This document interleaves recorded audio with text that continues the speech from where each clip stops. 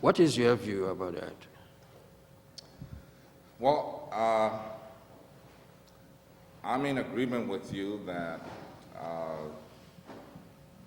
their conduct was not very helpful.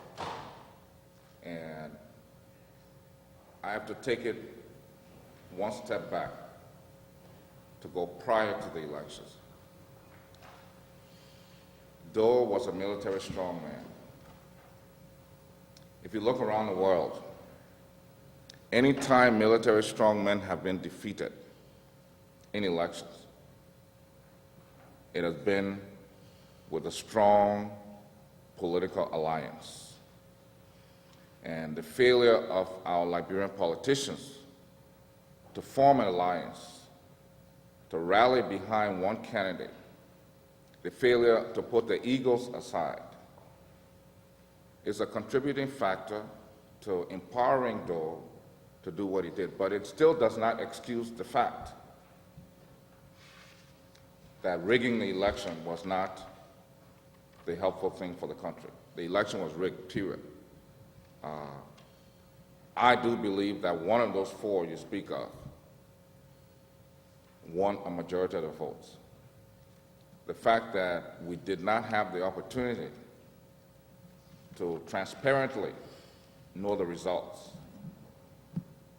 is something that is the responsibility of the government, and we cannot shift that blame to the opposition. As much as we may be disappointed in the inability to unite, the historical fact must be recognized. Thank you. Mr. Witness, first, from your statements all given, I thought you were also speaking on behalf of the Liberian group here in your capacity, but I can see certain portions that you were talking was to give explanation and either vindicate yourself or clarity on what was in the newspaper. So sitting there, and I want to get a clarification. I know your father very well. I knew him because when we came to the United States in the 80s, 85, he was then Minister of Commerce. Wasn't that? That was 83. 83, yes. 83, yeah. He was Minister of Commerce, and I came on a delegation with him. I think we met you, the student. I see here, from what I gather, you seem to be sitting there now as a victim of the Civil War and also as an alleged perpetrator of the alleged perpetrator from the allegations, of force. And as a survivor of the Civil War and a Liberian who continued to want to work towards the development, involvement politically, socially, and economically for Liberia. Am I correct? Except to qualify the alleged, because to be given credibility, let the allegation come from someone who is a direct victim, not someone who is using an allegation to score political points to say he did this and this. Okay. I can stand here and tell you directly who's responsible for the atrocities that were meted against me and my family. Let someone come and say, Kerper Dwanyen is responsible for this particular action to me, to my brother, to my friend. Okay, so thank you. That can be given credence. Thank you very much. You were born 1959, and you came to the United States 1978. You stated that you were involved with the LU,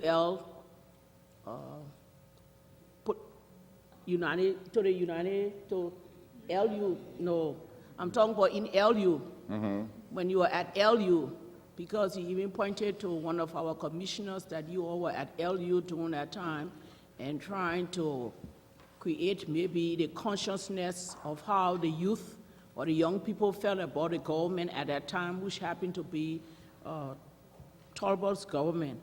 But you came 1978 to the United States of America. So therefore, you were not there for the rights riot 1979, April 14. Am I correct? You're correct. Okay, thank you. Now, you came at 19 years old to the United States.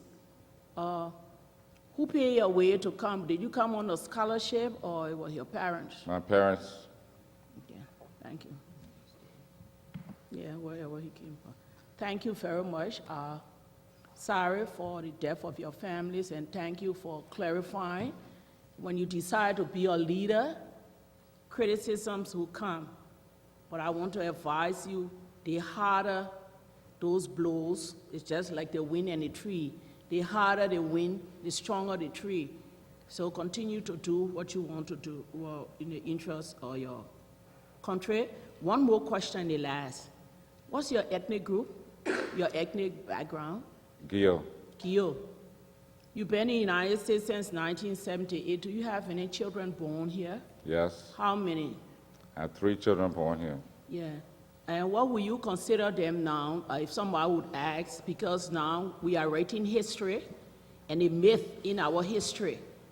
And we want to classify these children because since I'm the chairman for writing the history, I want to make sure that I get the recommendations from the Liberians, so it won't be my point of view. What will you classify your children, or you want to be classify them as? Well, the reality is that all of us who have had children in this country, were those children to go to Liberia, they would be of a separate demographic characteristic. You could almost call them the second coming of the people from America. They are not, if my son was to go home now and some old man comes to me and say, "Son, please give me $5," he will be shunned. Will be called Americo-Liberians? Well, it will be a characterization that fits those who came before, and that will be accurate, yeah. Thank you very much. Before I move on, I'd like to address a statement by Commissioner Brown-Bull on the issue of the accusations that have been made. One of the things that has created a lot of instability in our country is this tendency to make any wild accusation about somebody in the political sphere. We saw it particularly during the Tubman years when the PRO, they would just look at somebody and just say anything, just without proof, without a shred of evidence. That is a contributing factor to conflict in our society. And that is the reason why I thought it was important to share that with this commission, because I was asked to also share my diaspora experience. And I'm relating that because it is something that we've done back home, and many of the habits that we exhibit back home, we brought along with us. As I say, you can take the man from the bush, but you can't always take the bush out of him. Thank you very much. I'm not interrupting because I know you will be coming back for the second time, and we need time to enable you to come back. So I'm finished with my questions, and the next commissioner may proceed. Thank you. Mr. Dwanyen, thank you very much for your presentation. I was very inspired by the frankness I could feel from what you were telling us. So my questions are within 3 levels. Particularly, I'm concerned about 3 periods of our history, and you seem to have been someone connected to all 3 of them, and based on the presentation you made. I'm concerned about the root cause of this crisis that we had in Liberia. So looking at the first phase, the 79 to 80 phase, okay, you mentioned that you don't believe that Doe's group was really the source of that incident, and I tend to share that view. But you also mentioned that the progressives did not have a platform of violence as a means to bring social justice to Liberia. But yet, it seems that this became the reality. So our research now tells us, where do we go? What was the source of this root violence? So can you give us any hint? You did mention some Djabo as somebody who was an alternative person to have carried out a revolutionary activity.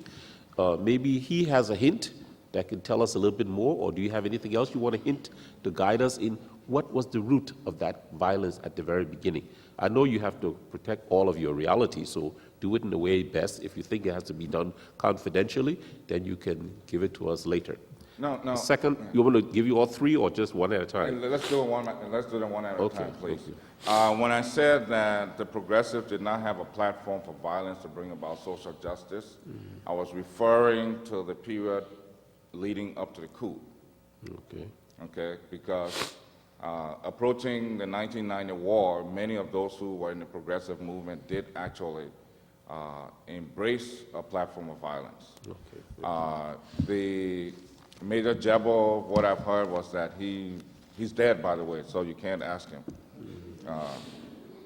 But I've been told, was the commander of Dole and Kurumpa and all these guys. He trained them, and that he was the military leader of the coup, who got separated to a different posting at the time, and Dole and them actually carried out the coup, and then the elephant killer became the elephant owner. That is it's a trait of our society, by the way, which also undermines, peace and security and peaceful coexistence. Jebo got killed, and that's what I know. But I don't know if Jebo was, because when you have a coup, there's someone that's intended to be the president. And there are a group of people who have the planning capacity, who have the financing capacity, who build the network to make it possible. And I don't know what the extent is and who all were there. It's sad that most of the people involved of the 17 are dead, but Jeffrey Batu is still alive. There are a few of them that are still alive. Those are people that if you speak to, maybe they have information that can shed light. After Topple was killed, who was going to be the president? Was it Jebo? Was it somebody else? And that was what I was referring to. Thank you. The second phase is the 85 phase, where had Dole kept that promise to not run for power, there could have been a free and fair election, and a new righteous leader could have come forward to lead the country. But suddenly you said there was a change, and someone influenced him. Can you give us any hint as to how this influence took place? Because this influence and that decision has now become a root cause of the problems after that. Because a way of responding to the Gio attack, making it a tribalistic issue instead of keeping a presidential profile and protecting his country, led to a bunch of compounded situations. So can you give me any light on that? I can't give you light as to too many individuals who were responsible for influencing him in that direction. The memo that we saw from John Ramsey. Do you have a copy of that memo? No, I don't. I don't. Leads me to believe that he would be one of those, because at the time, the conflict that he was trying to deal with and strategizing for Dole to win was this conflict over the basic question of should the military give power to the civilians or not. So it's easy to conclude that he was in favor of Dole perpetuating himself, and therefore, in order for you to do so, you have to defeat your arch rival, Kurumpa, and in order to defeat him, this is what you have to do.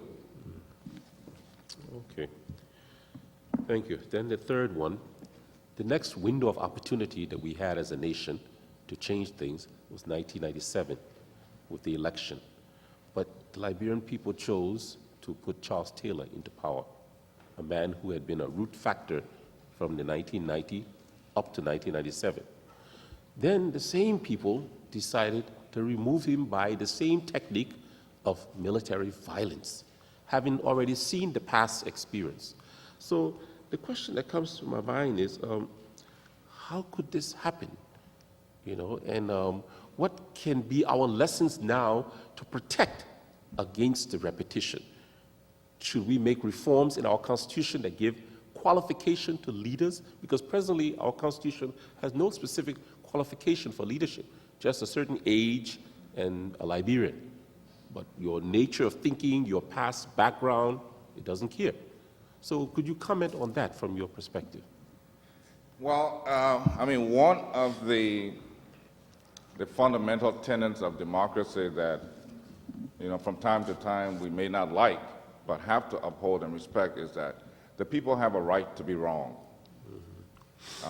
There's nothing we can do or should do to prevent them from being wrong other than giving them information.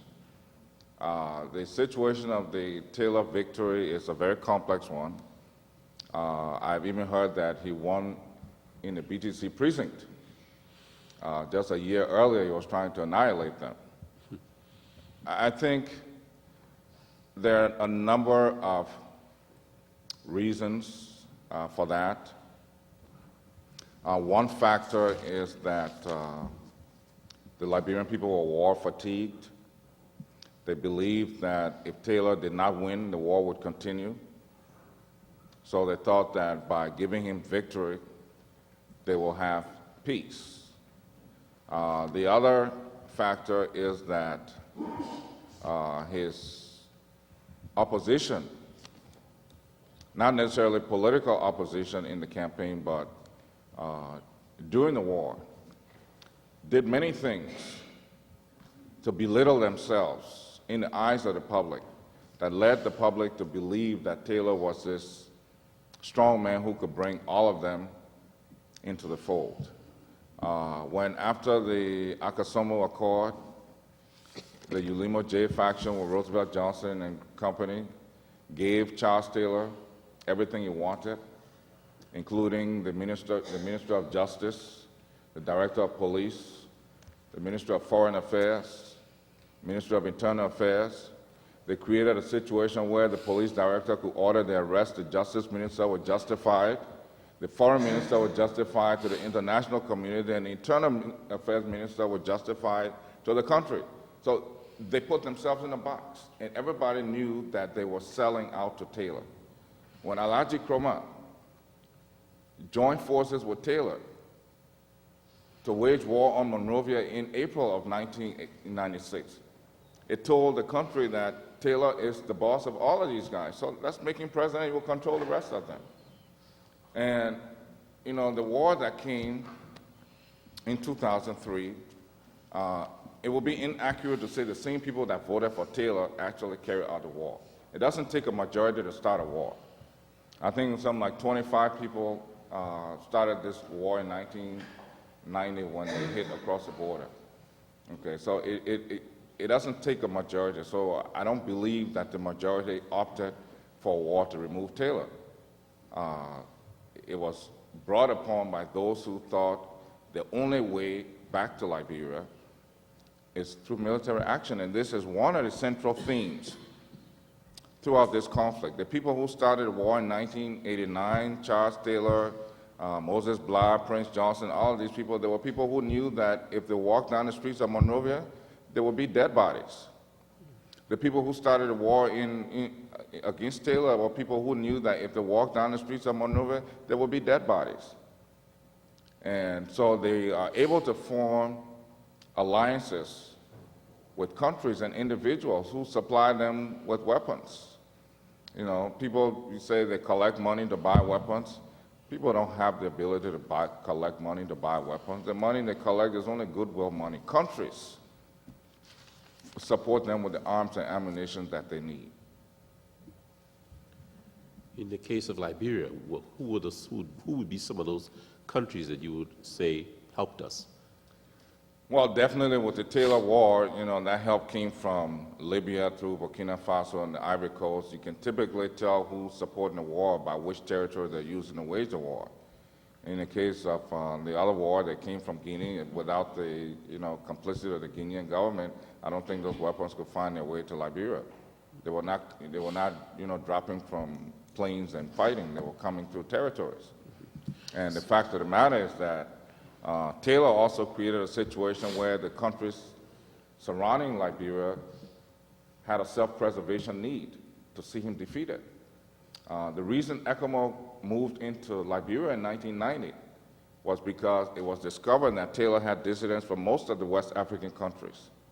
And the plan that Muammar Gaddafi had was take over Liberia, establish a beachhead, then we'll move to these other countries. And we saw it manifest in Sierra Leone. He had Mohamed Touré, the son of the late Sekou Touré, with him as one of the dissidents, and the plan was to destabilize Guinea, and they actually did attempt that a few times. So the Guinean government had a self-preservation interest in dethroning Taylor. And so a central theme to this whole conflict is that the foreign policies of Doe and Taylor, as it relates to our neighbors, created insecurity for them. We remember back in the 80s when Doe sent troops to the Sierra Leonean border in response to a newspaper article. So we have to be serious about good relations with our neighbors. So in the final conclusion, in this case, this is still impunity to the law. So would you recommend that such things be left alone in the case that the other country was defending itself in its perception of what our bad motivation on it, or should TRC seek some kind of reparation or other situation from those countries that brought an attack on us?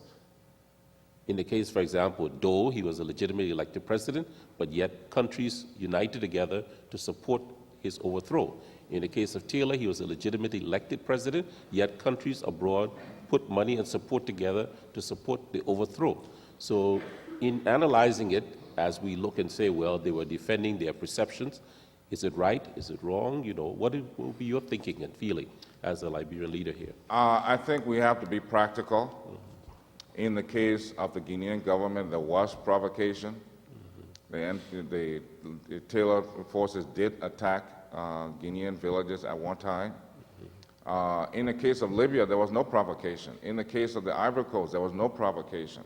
In the case of Burkina Faso, there was no provocation. And before I forget, I'm going to mention France. The French component of this, the iron mine in Nimba. In the Sekou Touré days, he wanted any investor who would extract that ore to build a train track to Conakry. That's such a long ways. And they said, no, listen, there's a railroad from here to Buchanan. It's not feasible for us to build this railroad, so we'll have to take it through Liberia. He didn't want to do it, but Lassana Conte finally agreed to do it, and they formed this venture called Mefergie. And France wanted that iron ore. And so they thought that by investing in Taylor, it would give them access to the ore. And throughout, they provided diplomatic, political, and military cover for Taylor. At the same time, they were taking out the blood diamonds. They were taking logs from Liberia. The iron ore was being shipped to France, and France did everything to give Taylor cover.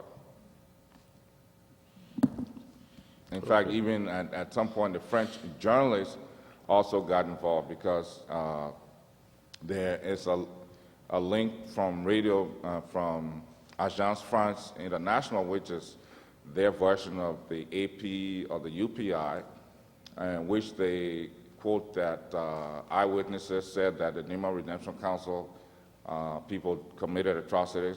That reporter was based in Senegal, and his eyewitnesses were quite likely NPFL people. I think you've also uncovered where NPFL coerced witnesses led the public to believe that the AFL committed the Carter Camp massacre, when now it's come out that these witnesses are now free to speak, that it was actually done by the NPFL. So the French have been collaborators, giving him political cover, public relations cover, and trying to demonize anyone that went against him. So then you're recommending to us that for those that have no alibi, in a sense, or justification, we should seek reparation for the Liberian people from those nations. Thank you very much.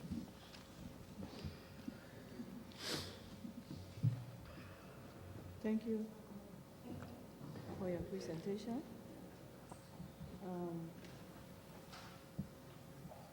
In your explanation, you said 2/3 of your life was spent in the States. You said 2/3 of your life was spent in the States. Am I correct? Yeah. Okay. And you came to the States in 1978. How was your life before you came here?